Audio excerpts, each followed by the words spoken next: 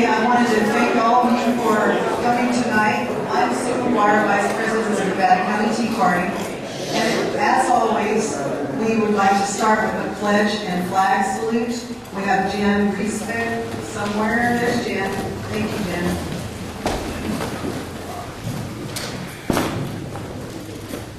Holy Heavenly Father, we lift this nation up to you that you provided for us. You provided our freedom, and we're asking you to pour your grace back into this nation and help us gather it back so it's the nation of the people. And that's the way you have it. We ask this in our Lord's name, Jesus Christ. Amen. Amen. I pledge allegiance to the flag of the United States of America and to the republic for which it stands, one nation, under God, indivisible, with liberty and justice for all. Yeah.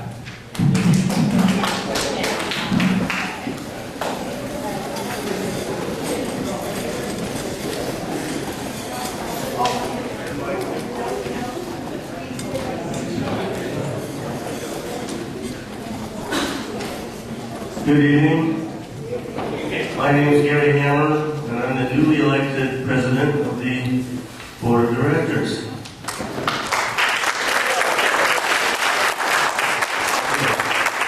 First thing I'd like to do is show our current board of directors. First is Sue McGuire. Jim Driver, our secretary. I don't believe I've seen him here tonight. CJ Bryant is here. Would you stand up over here? Don't forget all the duties we're all multitasking these days. Adam Hayward is in the back. Ed Hayward is in the back there. And Al Wick, who did not make it tonight. I think that's all of it. Did I miss it? That's it. So I want you to know our current board, all 7 of us at the moment. A little bit about me, so you know where I'm coming from. I am not a political activist. I'm not a political operative. And I'm still working on my public speaking skills. Bear with me. But I'm here because my country's in trouble. I think most of you are probably here for the same reason. Little story, I just got back from up in the high country. Beautiful up there. Gotta get up there more often. I hope you guys can get up there too. But if you have allergies, I just found out I had something I didn't know I had. Make sure you take your breathing equipment with you. I'm still getting over mine. Okay, so enough about that. A little bit about Nevada County Tea Party. There's been some rumors going around about us, I think, over the last couple of months. So here's about us. We remain, and we are and remain a true grassroots Tea Party organization. And our founding principles, constitutionally limited government, fiscal responsibility, and free markets is what we are about. We will keep doing what we are good at, which are things such as, I hope I didn't leave too much out, Constitution Day Parade, 4th of July Parade, County Fair Booth, the Boston Tea Party Fund Raiser, April Tax Day Rally, general membership meetings such as this, etc. And we want to add some more things because we don't think we've got enough input from our general membership. We want to know what you think and what your topics are. So we want to have some meetings where we just discuss things among ourselves, and maybe have some breakout sessions, and maybe not even have a keynote speaker, just talk among ourselves, find out what things we want to do specifically, because we do want to make a difference. We think we're making a difference, but we want to do more wherever we can to make a difference. So we think we are making a difference just by being here, because we stand for, we stand for freedom. And we're one shining example of that, and I think we just have to keep doing that. So, that's basically what I have to say. Sue?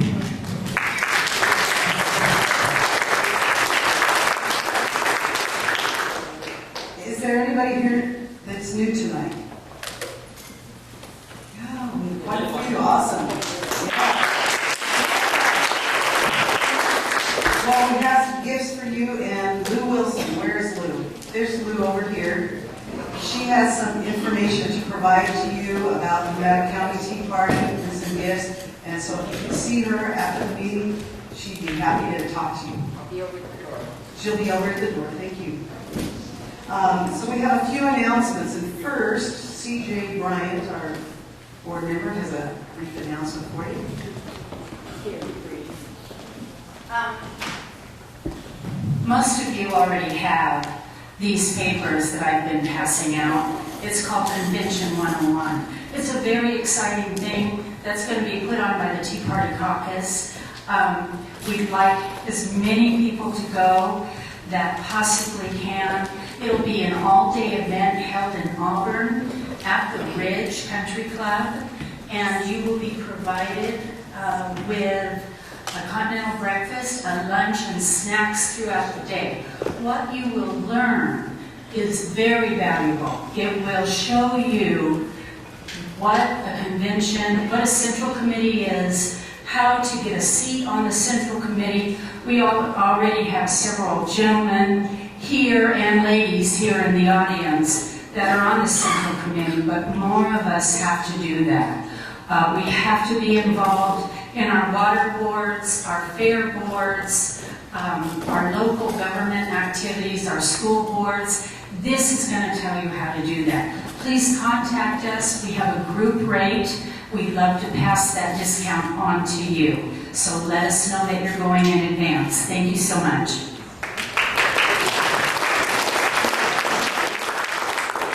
And we have Cheryl Hewitt that's going to come up in a few minutes. She has volunteered for the 4th of July parade. It's going to be awesome this year. We'd like all of you to be there if you're willing, and I'll let Cheryl talk about that. Welcome, everybody. I'm sure hoping to have all of you come out to the parade on the 4th. You know when that is, right? July 4th. We're going to have a nice float, as usual. We're going to have the motorcycles. I'm hoping the Freedom Riders are going to be there. We hope. Yeah, okay, we got 2 of them. There's a And what else have we got? Oh, we have, where's Greenwood? Right there, Jeff Greenwood has a really cool John Deere, what year is it? 1946. 1946 John Deere tractor that's going to be toting Lady Liberty. Think she put on a few pounds, maybe? It's all that government pork they've been feeding her, I don't know. But anyway, so we're gonna have everybody come out there. I want you to wear your red shirts if you've got them. If you don't, borrow one. No. You can just use a plain red one if you don't have a Tea Party shirt. The theme this year for the parade is exploring the outdoors. Well, we decided that our theme, how we could kind of dovetail that into what we believe about freedom to explore the outdoors, right? So we have some signs that we're going to carry. We're hoping that you'll take a little time tonight. I just left it blank. You can fill it in with your creative energy. I've got a whole bunch of them over there. We're going to have to keep it short, though. And if you could bring some kind of a prop that you could have with you too, like if you say freedom to mine, you bring some kind of a mutton pick or something, or a hat that's got a lamp on it. A gold pan, yeah, that's good too. So they see, people are creative. Freedom to pray, freedom to speak, freedom to walk on government land, or whatever. Whatever you come up with, that's what's going to be great. If you don't want to use one of ours, you can always make your own. It's just that nice 1/4-inch board that you can get at maybe Ben Franklin or whatever. I think that, we're going to be decorating. Hopefully there will be some of you that would like to come help us decorate. If you don't know where DeMartini RV Sales is, up on the hill next to Hills Flat Lumber, that's where it's at. Right next to Hills Flat. But you're going to just go a 1/4 mile past there, make a right on into the driveway at 5:30, Friday the 3rd. No, Thursday. I'm getting confused. No, Thursday. The 4th is Friday. Okay, we're up. God, we got that all straight. All right. We're going to meet at 5:30 to do the decorating. Ted, I know he could use some guys that can pound nails. Right? Yeah. Okay. You hear that? Yeah. He's a man of many words. And then, what's the last thing? Friday the 4th of July, we're going to be meeting at the Root Center. We'll have shuttles that will get to you, our spot. And I just hope we can have a great showing. I know Sutter has expressed an interest in joining us, so we can really do it up. I've got to still talk to them and give them our idea of what we can carry. This land is your land, right? We're going to have a big sign that's reflecting that, and all of our signs are, I am free, I'm an American, and I am free to do whatever it is we want to do, right? Thank you, and hope to see you. Constitution. And that's, thank you, and that's going to be on the float also, the Declaration of Independence. Yeah. It is, after all. Isn't that what 4th of July is supposed to be about? Anyway, thanks, Cheryl. Then July 23rd, Western Gateway Park in Penn Valley, we're going to have our regular meeting, general meeting will be down there this year to celebrate Nevada County Tea Party's 5th birthday. And who more appropriate to speak then is Mark Meckler. So Mark will be our speaker that night. And we're going to have a barbecue and picnic time. We're going to start at 5 o'clock. And that's so that people can just come after work and show up. You don't have to be there at 5, but that's when we'll be barbecuing, and you can bring extra things. We'll get you more information on that. And Lazy Dog Ice Cream Truck will be there. So that's the important part. And then August 6 to 10, we're going to have a fair booth. That's the dates the fair is open. Jan Ricebeck, who gave the prayer here. Where is Jan? Right in front of you. Oh, thank you, Jan. Jan has volunteered, what an awesome person, volunteered to chair that thing. And what we do, what we need is volunteers that will sign up for a 2-hour stint at the fair to just man the booth. And we'll have people that show you what to do in some meetings and get that all set up. So I'm going to pass around, if you're willing to man our booth one of those days. If you can put your name, email, telephone, and then if you want, go ahead and write down the day. If you don't know what day, don't worry about it. We'll give you a call later and figure that out. So I'm going to start this over here. You can just pass that around the room, and then Jan pick it up afterwards. And wanted to remind you also that we do have a website, so anything mentioned in any of these events will be on our website, so you can follow up with it there. And that's at NevadaCountyTeaParty.org if you haven't been there before. It has a calendar of events. It has items that will help you study your Constitution, because I think that's what we all have to get informed nowadays. We can talk all we want about like why we're here, but we need to personally know our constitutions and be able to convey that to others and teach our children and our grandchildren that that is our founding document. And so that's there. Also videos, Gary's videotaping this, our speaker tonight. That will be on there, and our past speakers are on there, so if anyone misses it, and so glad we have Patrick tonight. And then there's articles by the local patriots that you can see. Well, now we're to the section. The Patriots Speak Out. Each meeting we're trying to give 5 minutes to 3 patriots to speak out. It's the opportunity for anything, any one of you are passionate about, you can speak. Whatever grinds your gears, as they say. And we do have timekeepers up front, so I want everyone to keep up. They'll give you a 1-minute warning. You're getting 5 minutes to speak. So we can have our first victim, passionate speaker, Eddie Garcia.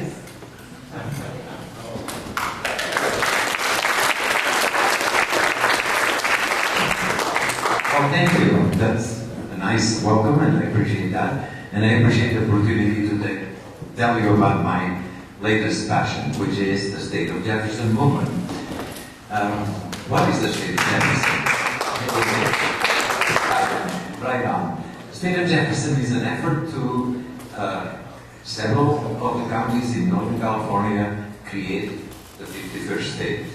That is, not secede, but create a new state that will encompass as many of the basically rural northern counties as want to join it. So far, 5 counties have passed the acceptance of the declaration to request creating a new state. The reasons that we feel motivate this movement are basically that let me see, how many of you do you feel that we have really a voice and a good representation in Sacramento? Let me see the hands. Yeah, that's what I expected, about 0. And so we feel that we have no voice. The whole Northern California area has somewhere between 3 and 5 legislators in Sacramento. Los Angeles alone has between 40 and 50. So what voice do we have? None. None whatsoever. We also feel that these counties that we try to get together as a 51st state are basically rural in nature, and the excessive regulations that are being passed really don't apply to our way of life and should not be cumbersome to us like they are, basically. Who wants to put a $20,000, whatever they call it, into a tractor to diminish the pollution? When we have clean air, we don't need all these regulations. So we feel that as a 51st state, we would have a better control over our own lives. And the last reason, basically, we're calling it the 3 R's. Basically, no representation, regulation, and restoration. Restoration of our rights and our freedoms that we have been losing to more and more overreaching government, both at the state and the federal levels. Basically, it's a non-partisan movement because both conservatives and liberals should feel that their liberties are being infringed on, and as a result should be supportive of the idea. We have started our local efforts by creating a steering committee that is engaged now in organizing the first town hall meeting for the state of Jefferson in Nevada County. We have set the date of August 2nd, the Western Gateway Park, the pavilion section. We hope to engage as many people as can be interested in finding out, being educated about what a 51st state would look like. And we'll have Mark Beard and Terry Raposa, the speakers, who have been the spokespeople for the movement. They've been traveling all over the state, not the state, but the northern state, trying to engage the counties into that effort. We would like, of course, everybody to attend. And another one of the efforts that we're making is to try to gather as many signatures of support as we can. They are not in the form of any petition or proposition. It's barely a statement of support of the idea. I'll have sign-up sheets or sheets over there to sign, and you're more than welcome to take one with you and get your neighbors and friends and family to sign them so that we can go to the Board of Supervisors with, I hope, a couple of thousand signatures to show that many citizens want Board of Supervisors to consider that possibility. What can we do to help? We need help basically, because we are working this project with no money, just what we put out of our own pockets. And I'm not going to ask you for contributions, but I'm going to ask you for some sweat equity. That is, some volunteering to help us, both at the town hall meeting. We need people to help us set up and clean up, because we always are very proud of the fact that we leave our venues better than we found them. So we don't want to leave a mess behind. We hope then that you will come up to the table back there, sign up your support, and that means I'm very well So come on over, sign up, and I'll have $10 for you to take, as well as the posters that we hope you will find time to staple to telephone poles in your neighborhood or whatever to publicize the event. So thank you for the time, and I appreciate you being here.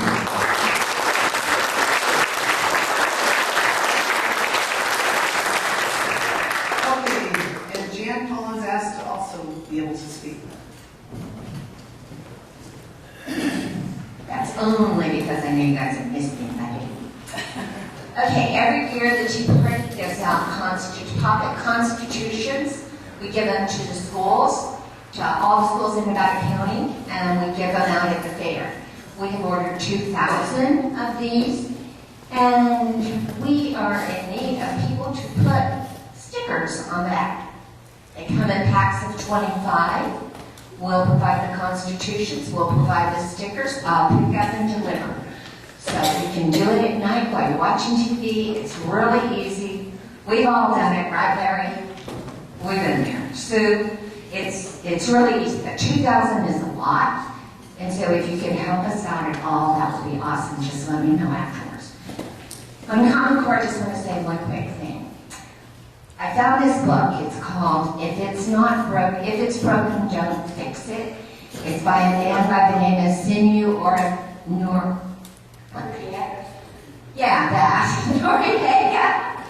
He is an awesome man. I talked to him 2 or 3 times. I sent out an email to some of the other tea parties. This is a fabulous book. I'm reading it the second time. My book is all yellow. I have ordered 50 copies of these, so if anybody wants a copy, I should be getting it on the 1st. This guy's awesome. This is an easy to read book. It makes things so you can understand Common Core and what's going on in our schools so easy. And it's really short. And you can always get to the back, page 185, that's where the Common Core stuff starts. So, a couple of other things on Common Core. Oklahoma, South Carolina, and now Louisiana have booted Common Core from their state.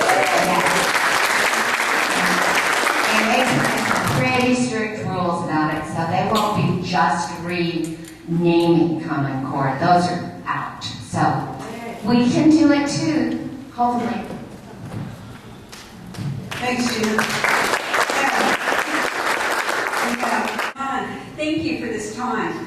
I don't want anyone to think that I'm attacking Mark Levin, Mark Meckler, or any conservative promoting an Article 5 convention. I think they sincerely want to get this country back on the right track. But there is another side to the issue. 5 minutes is not long enough to cover all the ramifications of this subject. There's a large group of people, including constitutional attorneys, that believe an Article 5 convention to propose amendments to the Constitution, also known as a Convention of States or a Constitutional Convention or CON-CON, and yes, they are all one and the same, presents a real potential for losing our Constitution. Can you hear me okay? That's why I believe it needs to be discussed carefully before proceeding. I think you'll agree that there is no group today that supports our Constitution more than the Tea Parties. That's why most Tea Partiers would be horrified to learn that the radical left is also calling for an Article 5 convention. Conservatives should shudder at the image of a convention endowed with power of this magnitude, populated by activists with a commitment to social justice as their purpose. In September 2011, leftist Harvard law professor Lawrence Lessig, sometimes called the godfather of the Article 5 movement, co-hosted the Harvard Conference on the Constitutional Convention with Tea Party Patriots National for the purpose of bringing the right and the left together on the issue.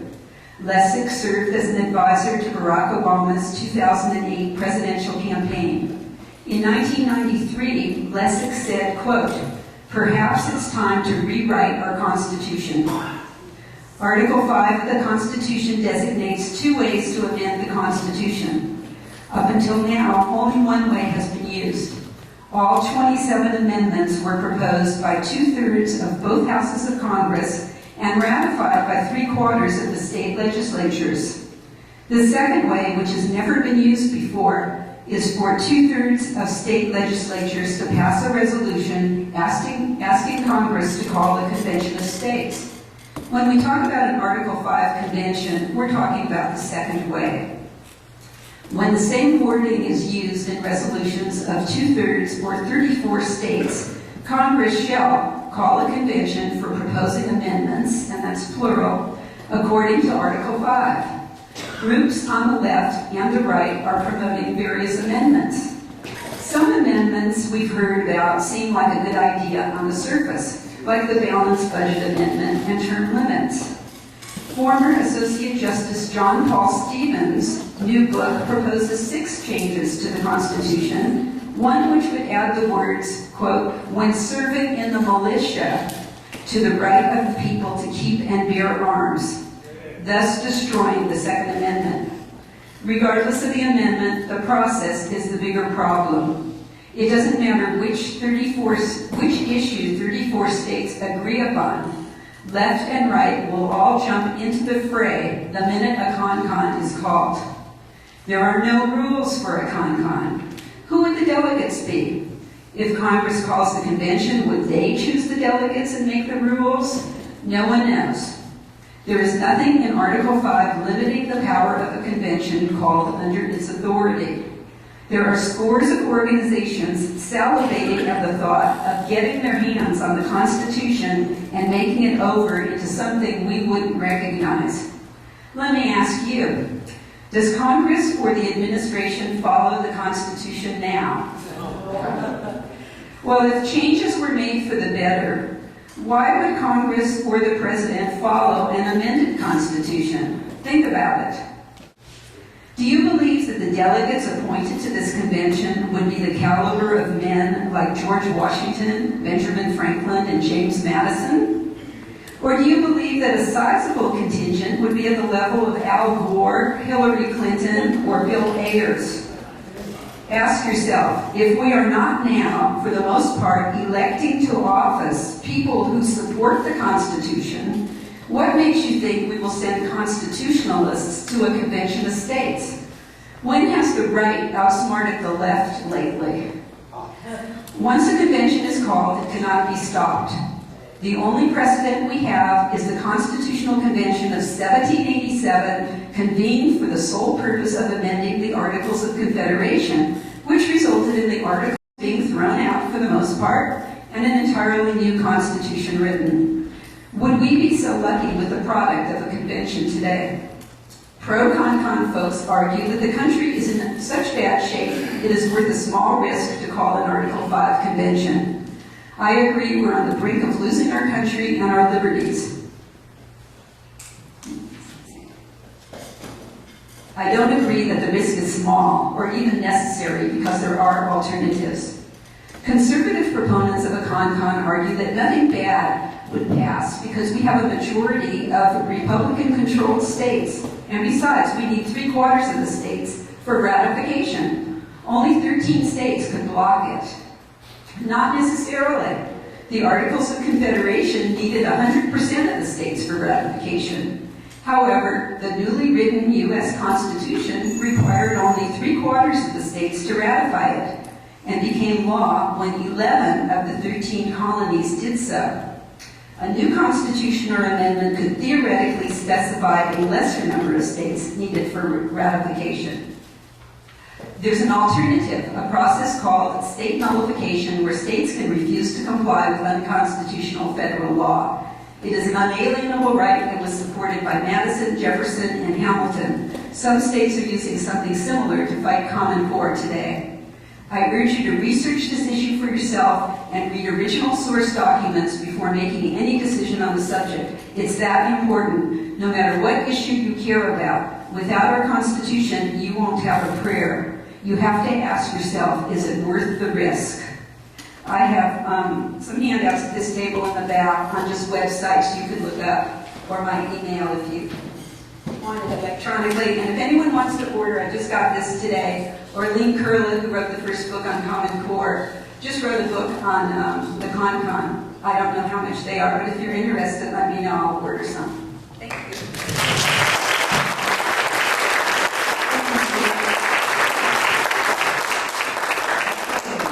Thank all of our patriots for speaking out, and if you want to get a hold of me, it's kind of new at the Tea Party, so it's people have been calling ahead of time, but if you can call ahead of time or just show up, and if we don't have enough people speaking, you can stand up here and speak your mind.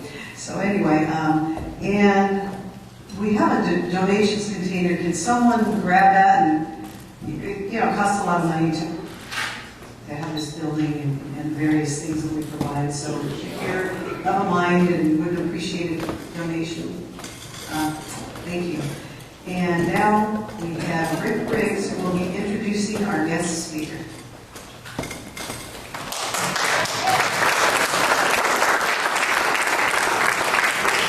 I have to correct Eddie, because according to our president, that would be Jefferson would be the 58th state we would have. Yeah, that way it lays out on the flag better. Yeah, 51 just doesn't work. Okay, it's my pleasure to introduce Patrick Dorinson. And in doing that, let me read you a little bio I found on him.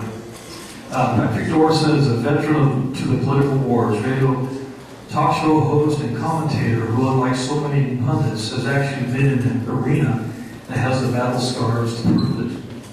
He has been on both sides of the aisle and in the aisle itself, having worked over the past 25 years for Republicans and Democrats in both politics and in government. He is now a proud independent, and paraphrasing the works of Groucho Marx, not Karl, he says he will not join any political party that would have someone like him as a member. Patrick's unique political journey has been a search for real leaders, regardless of the party, to move America forward. But says in frustration, I have chased more false prophets than the ancient Hebrews in the Old Testament. After all these years, he has returned to where he began his political odyssey at the age of 12 as a Goldwater conservative. Like Goldwater, Patrick believes in limited government in all things and the basic right of all Americans to live their lives as they see fit, as long as they abide by the laws of the land. Or put it another way, government should keep their hands off the public's wallets and their noses out of the folks' private lives. Patrick Dorinson is a modern-day Will Rogers with sharp elbow, who's had the insider's views of the political system and tells it like it is. Patrick's cowboy wisdom will make you laugh, make you cry, and most of all, it'll make you think. If you've had enough of the bloviating blowhards who won't admit that how America got into this mess or explain how we'll get out of it, this return to simple common sense is needed now more than ever. Patrick has been a columnist for FoxNews.com opinion on the Fox News website. He is a resident political analyst for Morning News Talk 1530 KFBK Radio in Sacramento, California. He also appears regularly as a commentator on local television. Patrick has appeared on Sean Hannity's Great American Panel on the Fox News Channel and on Neil Camino on the Fox Business Channel, as well as the FoxNews.com podcast. He is the host of the weekly talk show, The Cowboy Libertarian with Patrick Dorinson. It airs Saturdays from 5 to 6 Pacific on News Talk 1530 KFBK. Patrick lives in Nevada County, California with his wife Carol, is an avid student of the West, and a pretty fair horseman. He knows when learning how to ride, the ground is the best teacher, having broken bones to prove it. He enjoys working and riding alongside his friends and ranching and cattle business whenever he gets the opportunity. And if you had his brothers, you would find an outfit to hire him, and he's make his living on the back of a horse. That sounds pretty good to me too. Welcome, Patrick Dorinson.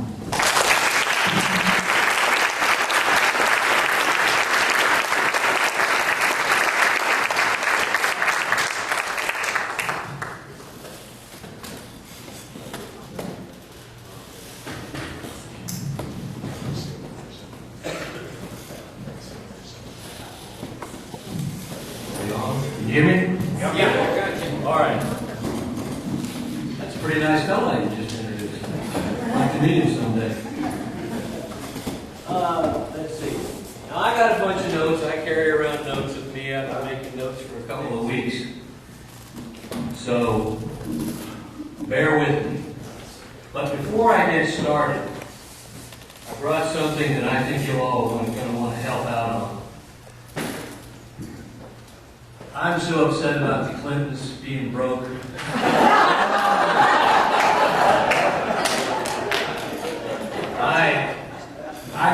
I haven't been able to sleep for a week. So, I got a jar here. It's the Bill, Hillary, and Chelsea Clinton Relief Fund. Now, I started it off with a bunch of pennies, because that's all I got after paying my Obamacare this month. So let's help out those poor Clintons. By the way, since they meet a lot of regular folks at the grocery store, I got them a bag to carry their groceries home.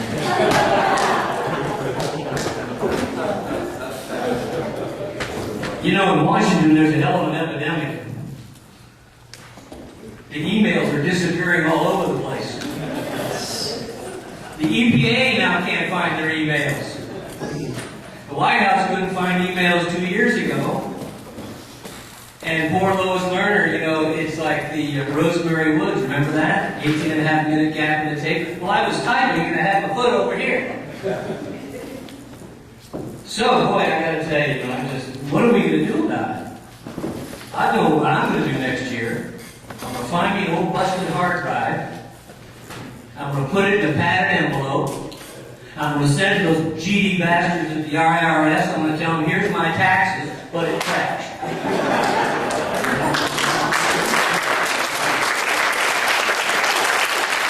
If you find Lois Lerner's emails, I'll give you my information. I gotta tell you, I do feel very good, though. The planets politically are aligning. Now, we live in California, so it's a little different. And when the planets align here, they think it's the new age of Aquarius. But, you know, Obama and the Democrats, they're running like scalded dogs. They're scared. And if you don't think so, look what they've been doing lately. Well, we have to have a climate change event at the White House. We got to make sure we give rights to all these other people out there. Gay, lesbian, transgendered, questioning. I can't remember the other one. They got a whole group of folks. He's going to do all these different executive actions. He's going to go around doing this, he's going to go around doing that, he's going to travel the states, he's going to say, you're going to get this and you're going to get that. He's handed out more candy than a pedophile on the playground.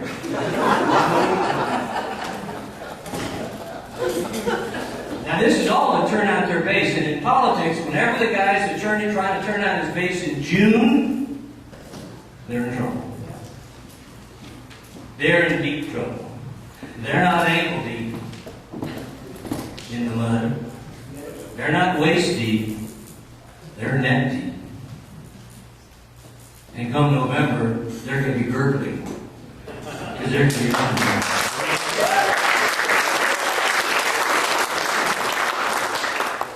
Now, you know, there's a lot of primaries going on. There's always talk of Tea Party challengers and how they're going to do and all that kind of stuff. But let me just say a few words about primaries in general. First, the loser in a fight ain't necessarily wrong. McDaniel lost, didn't he? Yeah. But was he wrong? Of course he wasn't wrong. He had a different opinion than the other guy who's been there so long, you know, he's calcifying in his Senate seat. But what did Thad Cochran do? He says, I'm going to bring you candy. I'm going to keep giving you largesse from the federal government. Which tells you there's still enough people saying, no, I don't want to give up that habit. It's like dope. They don't want to give up the federal money. Not realizing that somebody in another state's paying for theirs just like we're paying for somebody else. That's nuts. We've got federal departments out there that are nothing more than bank accounts. The Department of Education, all this Common Core and all this other stuff. Common Core reminds me of the new math. Remember that? I was a victim of the new math. Base 2. We got to do it as base 2. That means you go 1, 2. What's next? My dad comes to me and he says, "Son, what are you doing?" I said, "I'm doing this new math stuff. I'm trying to divide this problem." He goes, "We just go like this, and this. You're done." No, Dad. That's not how they have to do it. You got to use 2 or 3 pages of paper first. But anyway, it doesn't mean you're wrong. And quite frankly, right now, the Tea Party movement, if you will, and conservatives are winning the argument. The very fact that you're taking people to runoffs tells you something. That election was 51-49. It wasn't 65-35. You have to understand you're winning the argument. Because guess what? As I'm going to tell you in a second, there's one person that's helping us win the argument. Nonetheless, when you lose an election, don't lose the lesson. There's a lesson in every time you lose or you fail in life. Nowadays, they don't let kids fail. Everybody gets a trophy. We don't want to hurt their precious little self-esteem. Yeah. Maybe a swap the backside a little earlier would have restored some self-esteem. But anyway, when you lose, don't whine about the tactics or what did they do against you or, oh my gosh, we're going to challenge this. Look, remember what happened. Remember the sting of defeat. Redouble your efforts and go back at it. Use the same damn tactics they're using against you. That's how elections get won. They don't get won in 1 cycle or 2 cycles. We're not going to change this country in 2 election cycles. You guys are going to celebrate your 5th anniversary. You've come farther in 5 years than most political movements in this country's history.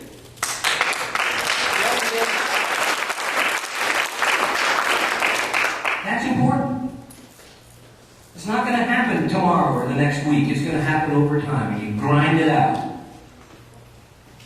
Another thing. Remember this. Only a buzzard feeds on their friends. Think about that. Only a buzzard feeds on their friends. There might be moderates, or people call them rhinos, you can call them whatever you want. They need to be brought to heel. They need to be told that there's a change coming. And that change has been coming for 50 years. Yeah, we got to tell them that. But remember, if we expect them to help our nominee when we win a primary, which they haven't quite done yet, but we've got to expect that. We've got to expect them, and we've got to support some of these guys and hold our nose sometimes. Because right now, it's one thing to stand on principle, yet I don't want to lose on principle. I want on Wednesday morning after this election, I want those Republicans to walk down to that White House and wipe the smirk off that man's face. I want them to say, you think this has been good for the last 6 years? You ain't seen nothing yet, Bubba. We're going to make your life hell on earth.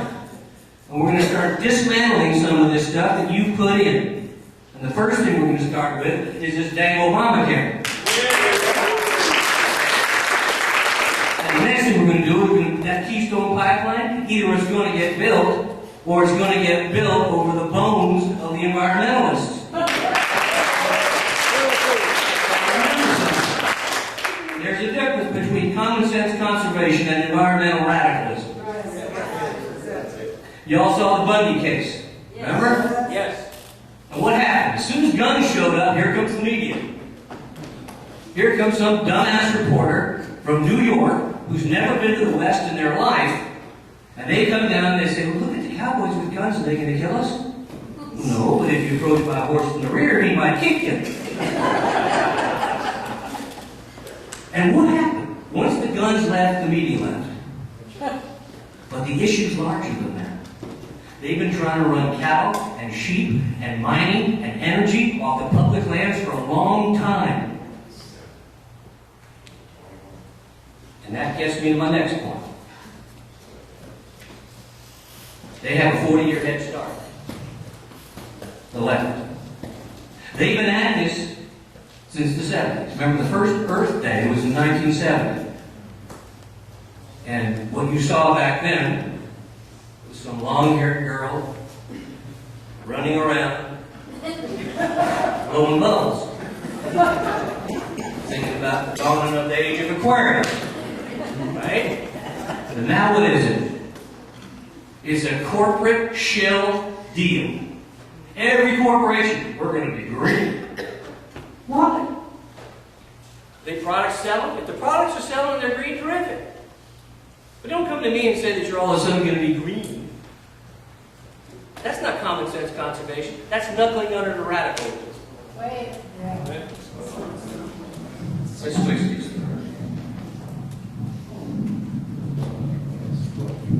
I thought it was my hearing. All right, now we're done. But they had a 40-year head start. Think about these events. 1973, Vietnam War ends, right? 72, Christmas bombing. Remember? The Vietnamese, North Vietnamese said they were pulling our chain. Yeah, we'll sit at the table. No, we don't want to sit at the table. Then Kissinger flies over to Paris and he says, Nixon's going to start bombing your big cities. Yeah, right. You guys won't do that. Oh, yeah, we will. And during that Christmas, the bombs fell down and the prisoners in the Hanoi Hilton were cheering because they knew the end was coming. So we have that event. And the left thinks they're, especially the baby boomer left, well, baby boomer, they think they're the ones who ended a war. And then they took down Nixon in 74. Maybe he should have been taken down because he was a crook. But they think, aha, we took him down. Then in 1974 in the election, we had the Watergate babies. You know Henry Waxman, who was just retiring? 40 years in that place. George Miller, 40 years. That's when they started to figure it out. And what I call it is, while traditional America was working and sleeping, the radical left was working overtime and staying up nights because they took over the universities. Now who's running things? The politically correct. The free speech movement started in Berkeley in 1964, and now it's the no speech movement on campus, run by the same people. Now it's they don't want free speech, they want their speech. Yeah. So it's totally different. So they got, then they got Hollywood. And once they got Hollywood, they could make movies and TV, watch a TV show, and just sit there and listen from the political baloney, from a detective show. They marginalize males. Now in a sitcom, it's not Father Knows Best, it's not Leave It to Beaver, it's not even Mike Brady, the Brady Bunch. It's some overweight fool married to a blonde who everybody goes, why would she marry him in the first place? They got 3 precocious kids who say things that really shouldn't be coming out of a kid's mouth. And they destroy the traditional family. Godzilla, the movie Godzilla's got political, they can't get away from political stuff. But that's the stuff they're drilling holes in people's heads and pouring in. It's called bread and circuses. Verone, isn't it? Bread and circuses means as long as the people have bread and you got entertainment, they'll do anything. And that's what they're doing. We're in a bread and circuses world. The very fact that Kim Kardashian makes money at being a nobody should tell you something. You know, widescreen TV just to watch it.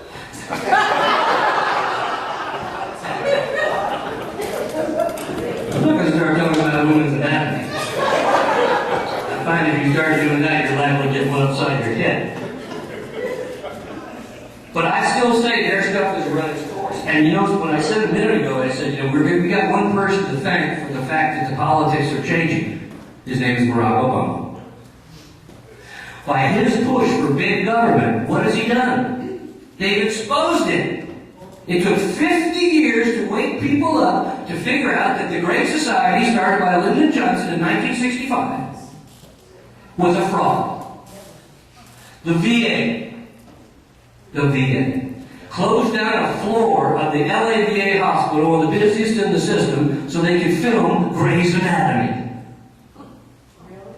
They canceled appointments for veterans so that they could film a damn TV show. The VA in Oklahoma, they canceled appointments of veterans so they could go to a conference. And you know what some of the subjects at the conference were? How to hold parties for retirement. Also, a little class called What Color is Your Personality? Now, that isn't some kind of left-wing BS, I don't know what is. But as I say, their stuff's running course. And let's not forget the friends of the IRS. And they've been consolidating this power. But now we've awakened. Oh yeah. And there's an earthquake coming. We're in California, we're used to earthquakes. Unfortunately, this earthquake's not going to hit us. Temporarily, we're still the People's Republic. That too will change. But tucked in their nice little cocoons in Manhattan and Hollywood, Silicon Valley, Rome on the Potomac, they're scared. You can see it, you can feel it. And the other thing is, they don't see it coming. And there's a reason they don't see it coming. Howie Carr, I can't believe it. Three days in a row, I've read articles in the New York Times I actually agree with. Howie Carr's the media expert. And he said, you know, nowadays, they didn't see this whole Cantor defeat coming. Anybody on the ground knew it was coming. The White House press corps didn't. Why? They don't go to little districts anymore. All the reporters figure, if I leave town for an hour and there's a big story breaks, I don't get to cover the big Washington story. And they're all trying to climb up the ladder so they can be on Fox or CNN or MSNBC. And the three people that watch that.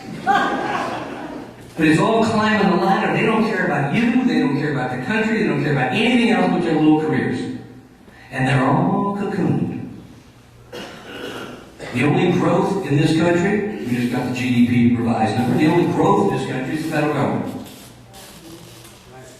And the behemoth, you know, we're going to have to slay this thing sooner or later.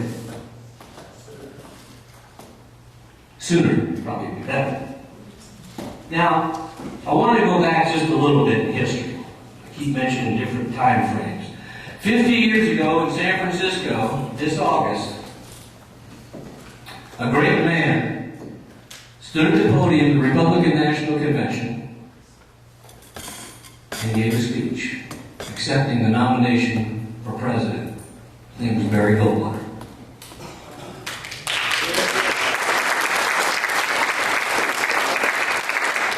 I've been a Goldwater man since I was 12 years old.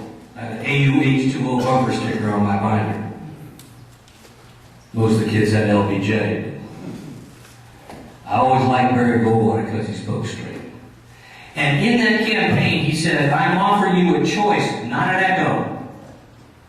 And the party of the Republican establishment today is an echo. It's me too. And part of it is when these guys get to Washington, they go native. Eric Cantor. He forgot where he came from. I like to say, you remember the old story about the young girl from the farm who stepped off the bus and the poor thing, some guy grabbed her and turned her out, right?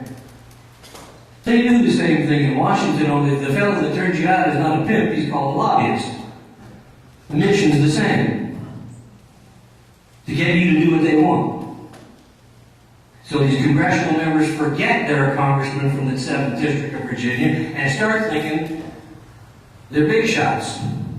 And that's when you fall. That's when politics takes you down. And the people take you down. And that's happening all across this country, even though there's some elections that haven't been won by Tea Party candidates. I think better nominees are coming. We all got to admit, in 2010, there were some nominees that probably weren't so good. If you're honest with yourself, you admit that. But it's getting better. And as I said, you don't win elections in one cycle. You got to keep at it, and keep hitting hard. When Barry lost in his landslide, he knew he was going to lose. If you read any of Goldwater's memoirs, he knew it. Kennedy had only been assassinated a year before, less than a year before. He knew Johnson was going to beat him. But the way they did it. You know Bill Moyers on PBS? The patron saint of PBS? That little squint, he's the one who put the nasty ads out against Goldwater. But that Goldwater was going to take us to a nuclear war. That little squint worked for Johnson. And now on PBS, boy, anything he spouts, it's like a sermon on the mount. And people let him get away with it. We shouldn't let people like that get away with it. We should be yelling loud and clear. This guy has a very bad past. And I'll tell you something. If he thinks all this good stuff he's doing now, sooner or later he's going to have to answer to St. Peter, and I guarantee you it ain't going to be a pretty day. Now the liberals, as I said, have spent 50 years not offering any new ideas. Not a one. They're all based on the same bunch of stuff. Defend the status quo, expand the government dependency, right? Oh, and while we're at it, we're going to restrict free speech. We can't have the Redskins anymore. And you know something? If I was on with the Redskins, I'd send a letter and I'd say, you know something? Mr. Patton office, you're right. Washington Redskins is a terrible name. We're embarrassed by having Washington in the name of our team.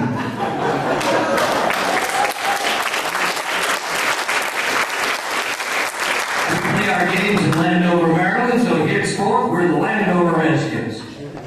Have a nice day. Now, 50 years has also proven that big government, both Democrat and Republican, because as the great presidential candidate in the 1980s for the Libertarian Party, Harry Brown, once said, he was on Meet the Press, and they said, well, if you don't get to win as a Libertarian, who would you vote for? He said, well, I guess I'll vote for the fellow that's going to take us to hell the slowest. And in many ways, that's what happened. Look at the Bush administration. Tax cuts. Well, tax cuts. But as Barry Goldwater says, in my Bible, conscience of a conservative, tax cuts before spending cuts leads to what? Deficits. Simple. He said it 50 years ago. And we merrily went on our way and gave everybody what they wanted. You get a tax cut, and you tell the Democrats, you don't have to worry about cutting spending. That's nuts. It never works. It didn't work for Eisenhower. It didn't work for Bush. Somebody's eventually got to be the guy behind the elephants at the circus and clean up the mess.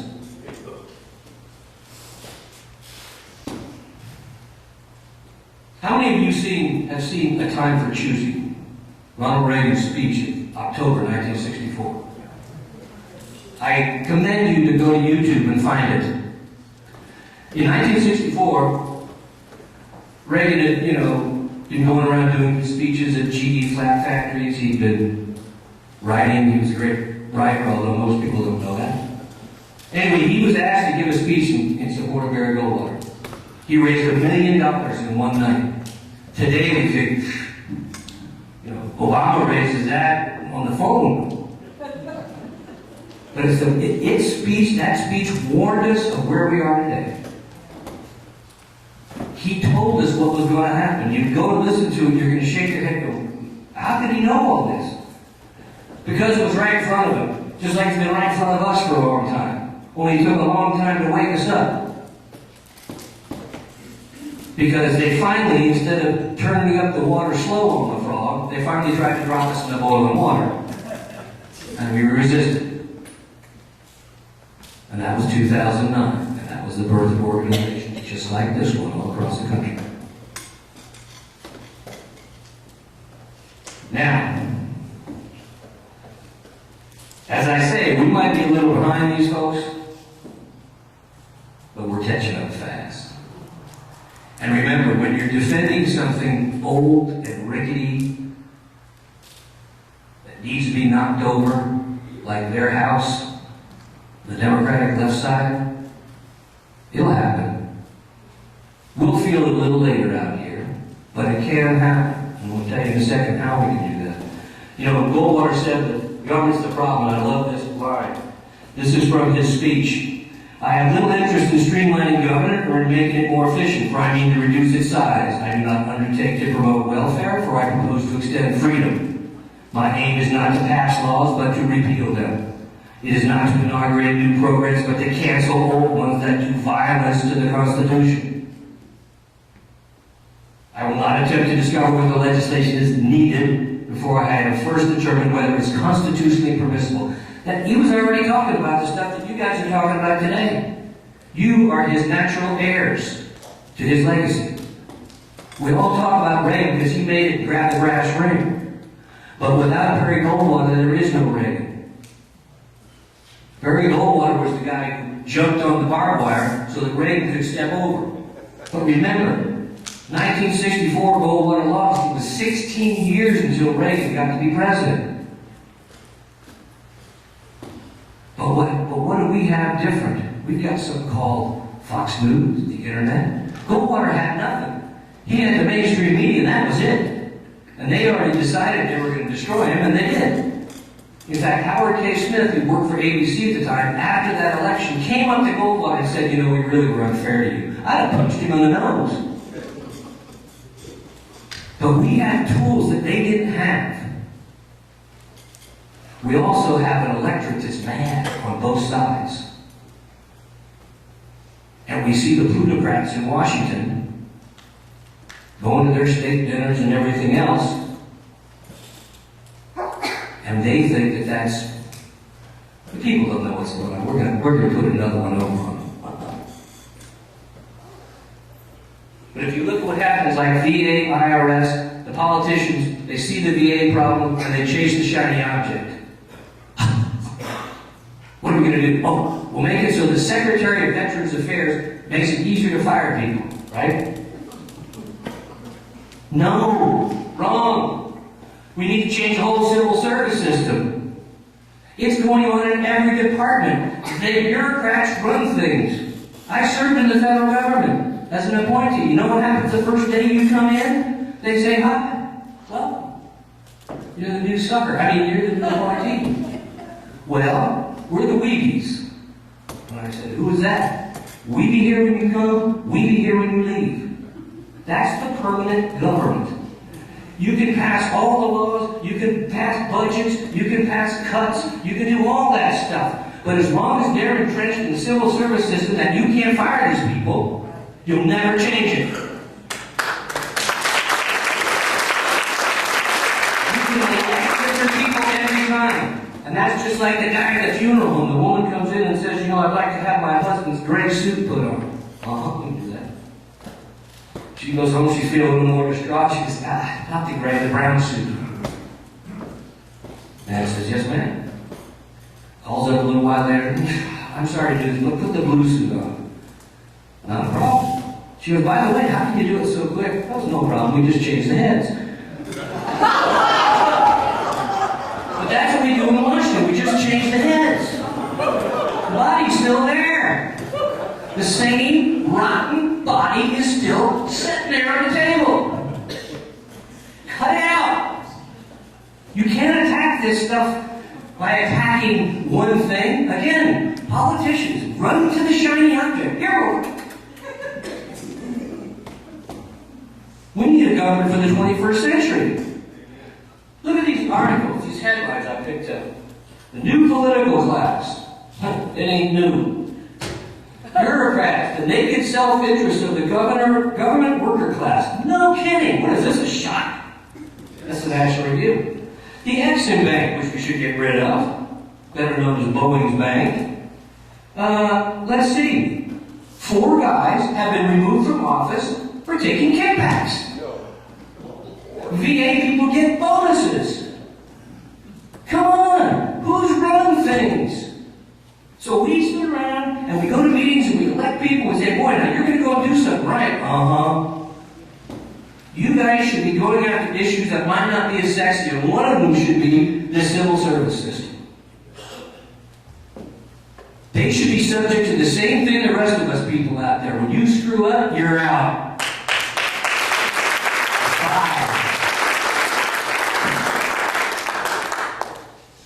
How much time I got?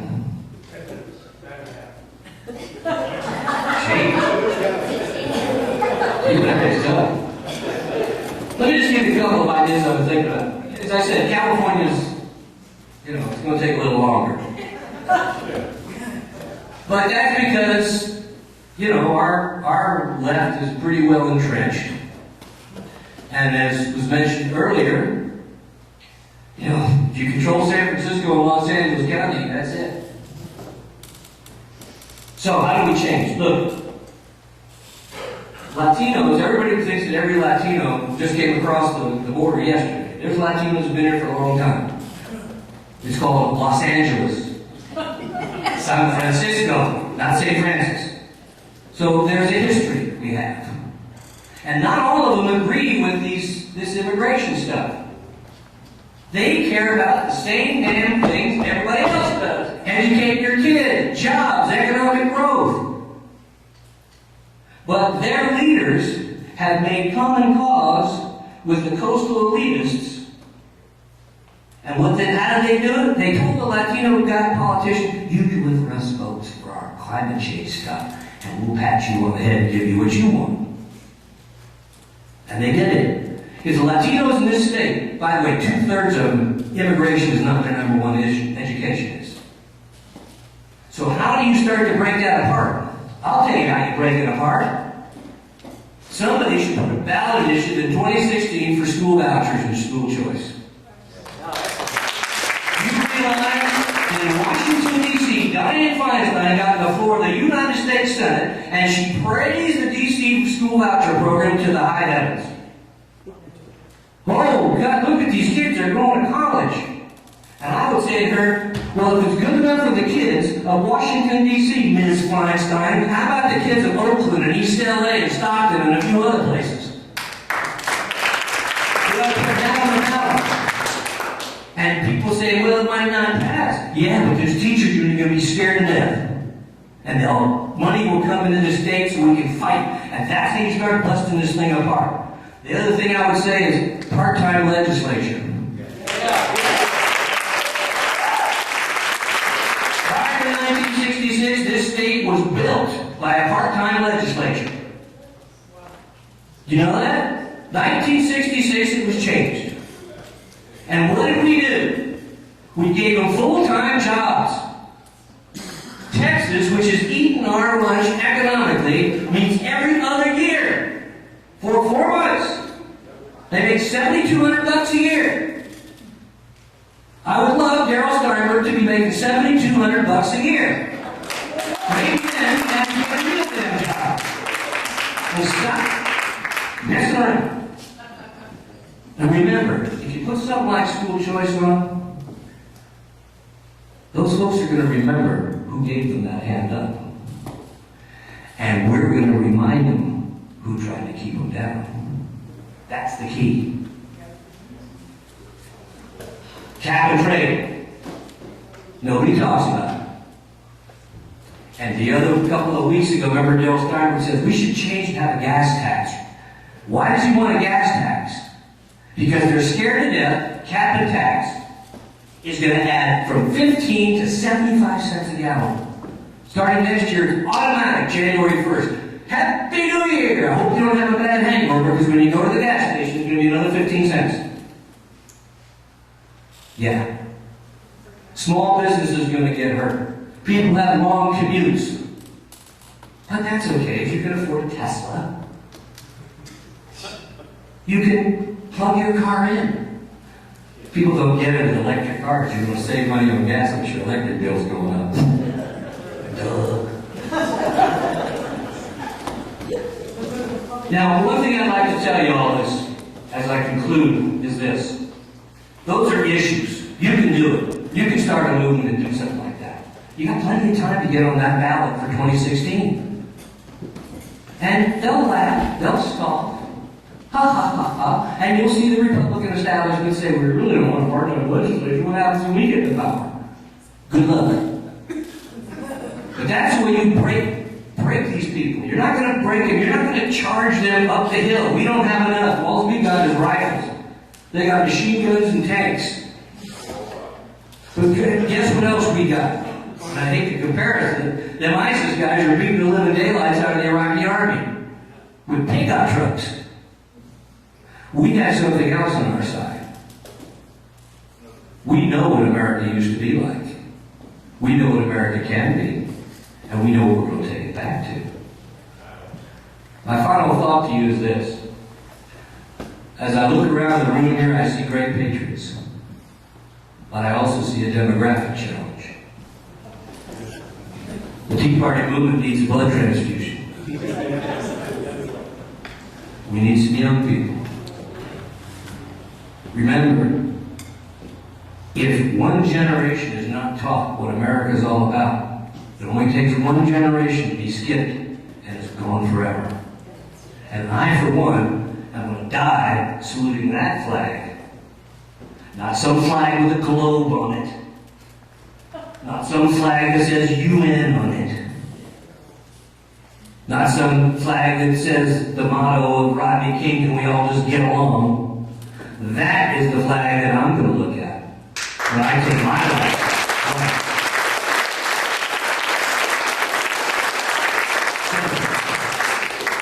We need some youth. And they're ready. Young Republicans, young Libertarians. They're the Liberty group at the Sacramento State and other colleges. They're ready. We have the wisdom. Remember, wisdom comes from experience. Most of it bad experience with women and bulls, in my case. And they've got the energy and the legs. We're like the old quarterback who still wants to go to his right, only the mind's willing, but the flesh is weak. They can get there in a second. And with our experience and our wisdom and their youth and energy, boom, now you got yourself a movement. So outreach to the young is my biggest message to y'all. We can do this. We know how to do it. We're the last generation that probably sang patriotic songs in school. We're the last people who remember that first time we did the Pledge of Allegiance. You took your first act as an American, saying, I pledge as a kid. People might scoff at it. People might say we're old-fashioned. Times have changed. No. Some things are eternal. And this next Friday we'll be celebrating 238 years of that eternity. But we'll lose it unless we mobilize, get the young kids out there, and let them know we're not going to be paying these bills. You are. There you go. And by the way, don't you dare touch my Medicare. Thank you very much.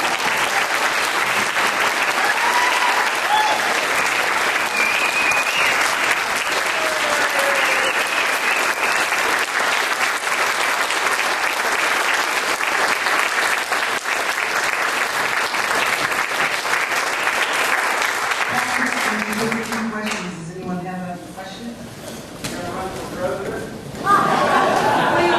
Well, if I ran for president, first of all, I don't know if I want the, I don't know if I want to be a proctology exam, but I did in 2012 briefly. I had the Cowboy Libertarian for President website. One of my things was we're going to reduce the government back to its origins. You remember the first government we had, Department of State, War Department, which is now Defense, Treasury, and Justice. That's it. Washington used to have a cabinet meeting at a small table. I say we go back to that. That's for starters. Second thing we do is we have a bonfire, my first day in office, on the east lawn of the White House. on the south lawn of the White House, and we're going to burn the tax code, we're going to burn the Federal Register full of regulations, and we're going to throw in a few economists for kindling. And finally, I say, and I'm half serious in this, remember the Base Closure Commission? Where they said, we're going to close these bases, Congress, you only get up or down vote, that's it. Well, we're going to have a elimination commission made up of you all. And guess what? Every government program and department will come before this group and plead their case why they should be continued. They got 5 minutes. And then they're out. Now I say that half in jest, but it's true. We got to start eliminating things. When you hear these yahoos talk cuts, they don't cut anything. Eliminate. They have to learn a new word. Dismantle. Take apart. Get rid of. That's what we got to do. Okay. Yes, sir. Will you get back on KFPK in the morning, sir? I called up the station manager and said, no, you got to listen Saturday evening. I said, well, I like to listen to him in the morning. Well, you know, it's funny to have Gary Dietrich on now. And Gary's a nice enough fellow, but Gary's never been in the war. You know, as a political analyst, Gary, there's a lot of pundits out there, you see them on TV too, they've never been in the arena. Okay? And those are the kinds of folks to me that they know 1,000 ways to have sex, they don't know any women. So, I appreciate that. By the way, my show is now on 5 to 7 p.m. on Saturdays. And one other thing, go to my website, cowboylibertarian.com. You get a copy of my book, It's Nut Cutting Time, America. The moment of truth has arrived. Now, some of it's a little dated, but you know, I went and reread it recently. That's pretty good. Don. I have a... Yeah, this... Oh, sorry. He's Yes, sir. Yeah, there's an issue that hasn't been brought to the floor. I'm a new member, by the way, joining the group up here. This escape from the North Bay. I came back in part because of the invasion. It's not just California that's being invaded, it's the whole bloody country. And nobody, the Tea Party, the Republican Party, the Independents, and certainly not the Democrats, are saying a word about it. In 1915, General Pershing, with the U.S. Cavalry, patrolled the border. Now we leave it to 15,000 overworked policemen. I'm appalled at my country for not protecting our borders. Yes. Any nation that does not protect its borders is doomed. That's a lesson of history. Yes. And it's about time the Tea Party movement in this country and the Republicans start putting pressure on this illustrious leader to do something about it. Thank you.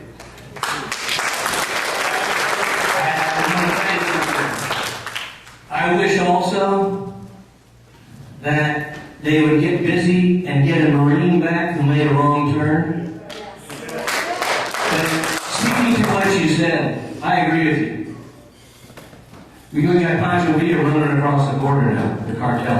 I have very good friends of mine whose ranches are right on the U.S.-Mexican border. And he took me on a tour on horseback around one day, and we looked at these sites where they come across and dump their old clothes and put on clean ones and move across the border. And he said, see up there? And I go, yeah. He goes, cartels. Armed. Heavily armed. Now, one solution that he said, and I agree with, you remember the days of the U.S. Cavalry in Fort Apache? Yeah. Fort Huachica? Right? Down in old New Mexico and Arizona way? I said, we ought to do it again. The Border Patrol guys go out in the morning and come back at night. Some of them stay out there, but not enough. Build forts. We did it in Afghanistan, for crying out loud, forward bases. The ranchers said, we'll bring you the water, we'll help you with the horses, so you can patrol all the time. Instead, what our president wants to do is declare more monuments right along the border. Once you declare that land a monument, you can't bring in ATVs. You can't bring in all this other stuff. We're building a superhighway. Why? So the environmentalists can take more public land out of production so that they can say, well, you know, we just have to all eat organic. Tell the working guy who has to go to McDonald's to buy a hamburger. Tell him he's got to shop at Whole Foods and buy arugula. I'm serious. We have to do something about this country. You know, the elitists, you know what they said the other day? One environmentalist guy says, well, guess what? We have to change the rules on coal. And if 200,000 people lose their job, well, that's just collateral damage. Well, guess who's collateral damage? The people making the apps should be collateral damage. The people won't get off their rear ends. But, you know, they want to come up to the lovely areas of the world and yet tell the rest of us how to live. Yeah, they'll succeed. They'll drive all the cowboys off the range, and they might keep a few around for local color. We have to understand this battle is broad-based. Yes, sir? You mind if I make a statement to add on to what his statement was? Sure. That gentleman's completely correct about sovereignty. We have to have sovereignty in this country. There's no excuse for it. I don't care if it's the Canadian border or the Mexican border at the ports. Nobody comes into this country without our express permission, period. So more bullshit. I tie things together. As you know, me, I'm Rick from Orangeville. Another thing people don't tie together, because I got one of those kind of brains that I take the splinters of 360 degrees and I see tie stuff together. I'm very good at that. Did you notice that you got that Huckleberry in North Carolina? What's his name? That was saying today, along with the previous Vice President Cheney, as well as Dianne Feinstein, saying we're going to have another 9/11 attack. Well, of course we are, because we got the border completely open right now. They can drive anything they want in. And they're going to say, oh, well, you know, we couldn't control it. There was too many kids coming here. Well, I got a buddy that lives in Mexico, and he tells me that they're running ads in the paper telling people to come here. This is all orchestrated. This is not an accident. This is all purposely orchestrated. And almost everything that you hear on the news, including the ISIS attack in Iraq, all orchestrated. And when you start looking in the back door at this stuff, and you have to get on the web to do that, because it won't be in our standard media, you'll find out how insidious this stuff is. Thanks, Rick. Thank you. By the way, there's no room for it in the regular media. I'm going to come to tell you people, I'm more worried about what the Kardashians are doing. I'd like to thank you for bringing some laughs to a very serious time. I think we all need to laugh once in a while. I also don't write very fast, and you said there is a difference between common sense, conservation, and I missed the last word. Radical environmentalism. Thank you. Thank you. And you know, the funny thing is, it's amazing. There's people saying about recycling, right? And I recycle. It's good. You should be recycling. But guess what? People have been recycling for a long time. We used to call it milk bottles. In big cities, there were guys who went around and called the rag and the bone and the glass guy. And he'd get all the stuff, and then he'd take it to a broker, right? Gee. And these people think, we're going to save the planet. People were saving the planet long before you ever got here. And the other thing is, sometimes when I hear this, one generation of human beings is going to stand at the ocean and say, stop. The only thing you're going to do is get wet boots. Yes, sir? I was kind of wondering why Fox News doesn't address the treasonous act of these illegals coming over and the president opening the gates and having Border Patrol stand down, and they're actually helping them across the border. Why is this not an issue on Fox like it is on InfoWars and Drudge Report and World Net Daily? Is the media controlled by somebody? Yeah. Because it seems like Fox, I know you mentioned it a couple of times, doesn't do the same things that these other media outlets do. And is there anything that you can do to push this issue The only way to get fire under the people's butts is to have a media that's out there on like Fox. I mean, well, you say InfoWars, they say you're a conspiracy theorist. And well, it's just not true. He's got documented evidence that this is happening. Well, as I said, you know, look, Fox is a commercial organization just like the other networks. And money rules what they're going to talk about. They don't want to talk about the IRS. I mean, the other networks. Why? Boy, that would admit that our Lord and Savior Barack Obama has done something wrong. They can't admit it. Fox, I don't know why nobody wants to touch this. This latest surge is, you know, this is trains. You've seen the pictures of people on the tops of trains. It looks like something out of the end of, you know, time. Yeah, and they're coming all the way up from Central America. Well, we have gang problems. And then Biden goes down there, old lunch bucket Joe, who never carried a lunch bucket in his life. He goes down there and he says, you know, you really shouldn't do this. And then what does he say? In the same breath, he says, oh, some of you might get to stay. So it's a lottery. So how do they know? They figure, I might be one of the lucky ones. But you know, again, what do? They come across with comprehensive immigration. All the thing I have to say about that is Obamacare. Comprehensive legislation is crap. It's crafted and cobbled together crap. And they can say they passed the law, just like Obamacare. Remember, these morons passed the law in the Congress. What happens next? The regulators and the bureaucrats, the same people that run the IRS and the VA, write the rules. You can't have things that way. You have a bunch of non-elected people up there who sit in a room and write rules for the rest of us. Nancy Pelosi, we have to pass it if I know, isn't it?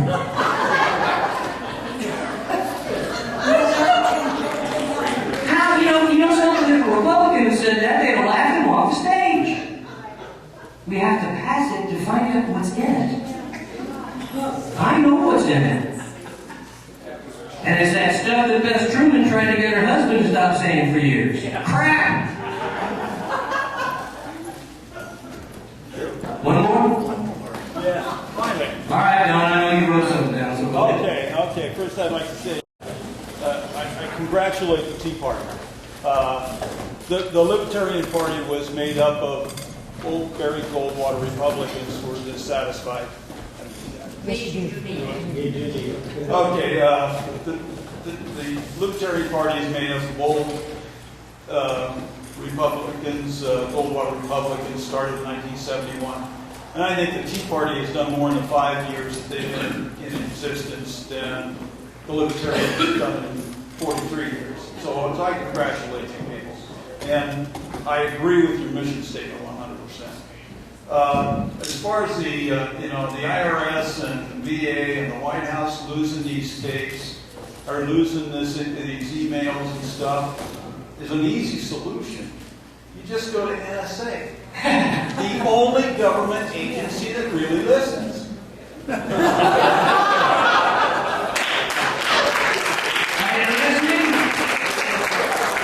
My question is, come back with a warrant. I'm a Vietnam War era and was against the war in Iraq right from the beginning. And now that we spent $1 trillion on it, I'm going to ask you, do you think that if this country, with the bright people we've got here, had spent $1 trillion on clean burning coal, whether we even need the Iraqi oil? That's my question. We're wasting time. And those ISIS boys, I don't know if you noticed, they're driving Hummers. The ones that we took over there. So they're using our own equipment against us. We're on the wrong side again. First of all, I believe that the notion that we're somehow, first of all, I was in the power business a long time ago. And somehow the notion that we're going to replace baseload power, natural gas, fired, whatever, power, with windmills and solar panels. You remember the energy crisis of 2000? I was the spokesperson for the California Independent System Operator. I was the guy that came on TV and told you to shut off your lights. Told you to conserve. Oh yeah. Lovely year I spent. Anyway, I'm taking all these calls, I'm fielding calls from all over the world because it's California. Our lights are going out. It's in the 5th largest economy, now down to the 7th. Anyway, this reporter calls me from the Associated Press, and I dealt with her before. She was nasty. No wonder she's been divorced 3 times. Anyway, she calls me on the phone and says, I have a scoop, and I'm going to nail your hide to the wall. I said, what's the scoop? Mind you, it's the middle of the summertime. Very hot in Livermore Valley. She says, I just came through Altamont Pass, and none of the windmills are moving. That means you're withholding energy from the grid. I said, it's 105. There ain't no damn wind. Don't ever call me again. But I say that because it's true. When you're running the grid, you can't pick up the phone and say, hey, I need to start blowing. Or if a cloud cover goes over where the solar panels are for 10, 20 minutes, right? You have to have baseload fossil fuels. Brian Schweitzer, the governor of Montana, who made some intemperate comments the other day, he told me one time years ago, he said, you know what? We instead of shooting it into the air, shoot it back in the ground where we took it out of. There are ways you can clean this situation up, and we're going to be on fossil fuels for a while. But quite frankly, I'd rather be on our fossil fuels than their fossil fuels. You want to scare the living daylights out of Vladimir Putin? If I was president, I'd say, okay, there's 3 liquefied natural gas terminals proposed for this country. We're going to build them. We're going to build the Keystone Pipeline. We're going to start fracking on public lands. Responsibly, of course. We won't upset the cattle.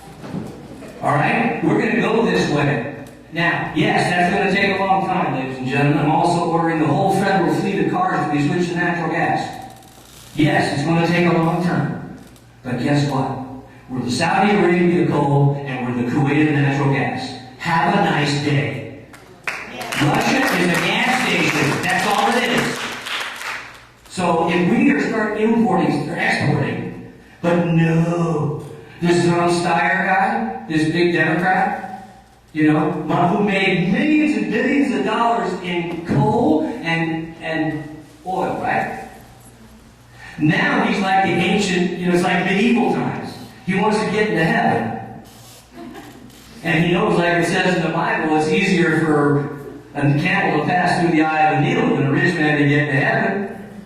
So he's swearing off fossil fuels. Lord, I swear them off. And then the Church of the Enlightened Environmentalist says, well, you can do that, but it's going to cost you. So he buys indulgences. And then he gets his little whip out at night and goes, oh, I'm sorry for making all this money in gold.